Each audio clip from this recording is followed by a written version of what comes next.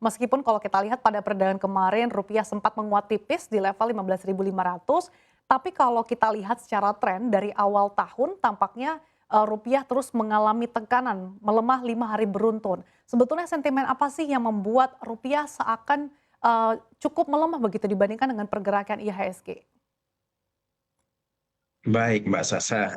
Kalau kita melihat apa yang terjadi di rupiah, sebetulnya eee, tidak perlu terlalu kita khawatirkan. Karena memang ini secara global pun, kalau kita lihat dollar index across the board, jadi indeks daripada US dollar terhadap semua mata uang yang ada, sebetulnya memang mengalami penguatan yang cukup signifikan juga, lebih dari 1%, 1,2% begitu.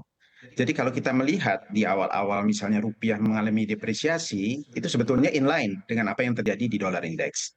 Mungkin ini semua termasuk di dalam optimisme pelaku pasar yang terjadi kalau kita melihat dalam penutupan closing pasar secara global, baik itu di pasar Indonesia maupun di global. Kalau kita lihat dengan biasanya dengan ada istilahnya year end window dressing ataupun ada namanya Santa Claus Rally, semua itu kita lihat memang terjadi di bulan Desember, apalagi setelah keluarnya pengumuman dari Bank Sentral Amerika Serikat.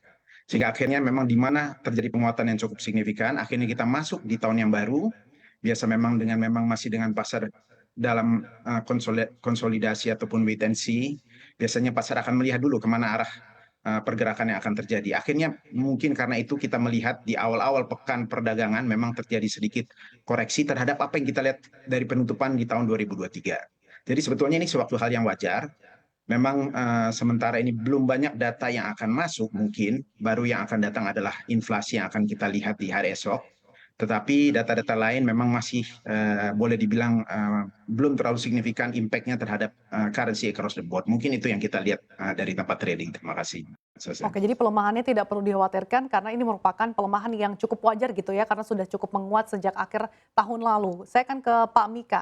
Pak Mika, kalau kita lihat di beberapa hari yang lalu sebetulnya ada sentimen cadangan devisa Indonesia yang menguat bahkan tertinggi sejak September 2021. Apakah sentimen ini tidak cukup mampu untuk menjadi booster bagi rupiah atau justru sentimen ini hanya semu belaka? Baik, saya pikir kenaikan cadangan devisa kita yang sangat tinggi di bulan Desember mencapai 146 miliar US dollar dan ini adalah posisi yang tertinggi ya sejak tahun 2021. Dan, saya pikir ini adalah satu, data yang sangat positif, karena juga kalau kita bandingkan dengan rasio impor meningkat signifikan dibandingkan bulan-bulan sebelumnya. Dan seharusnya ini menjadi satu sentimen yang positif, tidak hanya sekedar sentimen, bahkan, saya pikir secara fundamental juga, akan memperkuat nilai tukar rupiah.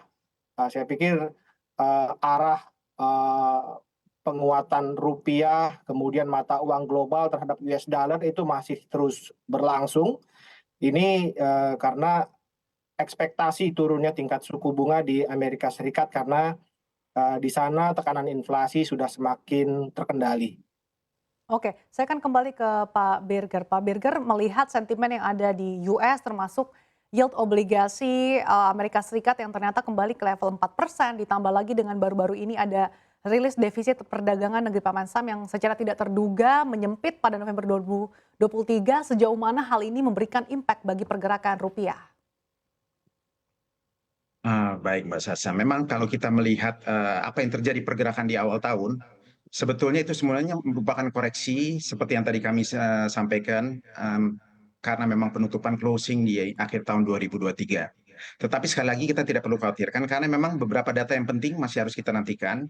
Adapun memang kebijakan daripada Bank Sentral Amerika Serikat itu baru akan keluar di bulan Februari. Sehingga akhirnya pasar dalam periode sekarang ini memang masih dalam keadaan wait and see. Tetapi kalaupun memang koreksinya ada misalnya 10 tahun sekarang ke 4%, itu merupakan suatu hal yang wajar. Dibandingkan kita melihat memang misalnya closing di 3,8%. Akhirnya juga kita lihat government bonds kita 10 tahun pun akhirnya terkerek dari misalnya 6,5 ke sekarang ke 6,7. Itu semua merupakan masih hal yang wajar. Yang kita masih harus menantikan, biasanya ada di pasar kita nantikan yang namanya January effect. Apakah akan terjadi tahun ini kita tidak tahu. Tetapi kalau melihat dari penantian pasar terhadap ataupun optimisme pasar terhadap memang data-data yang akan keluar, di minggu-minggu yang akan datang ataupun di bulan-bulan yang akan datang, harusnya memang mudah-mudahan memang kita akan melihat lagi inflow yang masuk terutama ke pasar seperti yang sudah kita lihat di perdagangan awal pekan ini. Jadi harusnya kita memang tetap dalam penantian, tetapi kalau melihat semua data yang keluar, terutama data ekonomi Indonesia, baik itu inflasi, lalu ada Consumer Confidence Index, semuanya itu memperlihatkan bahwa semua mengarah ke hal yang positif. Tinggal nanti kita menanti saja bagaimana kelanjutan terutama dari kebijakan bank sentral yang ada di global, begitu sih Mbak Sasa. Oke, saya kan ke Pak Mika. Pak Mika tadi Pak Berger sempat mention terkait dengan inflow yang masuk ke tanah air sejak awal tahun, tapi satu sisi pelaku pasar tampaknya masih wait and see. Nah, sejauh mana sih pelaku pasar ini wait and see dan juga menanti berbagai rilis data yang juga akan diumumkan di pekan ini, termasuk rilis inflasi Amerika Serikat, Pak Mika? Baik, saya pikir beberapa data yang dan juga event yang ditunggu pasar yang saya pikir mungkin menjadi trigger untuk kembali pelaku pasar keuangan global maupun domestik kembali masuk ke dalam pasar modal di dalam negeri. Yang pertama tadi Mbak Sasa sudah sampaikan bahwa tingkat inflasi Amerika akan dipublikasikan di data bulan Desember pada minggu ini. Kemudian juga yang tidak kalah penting saya pikir adalah rapat Federal Reserve pada akhir bulan ini.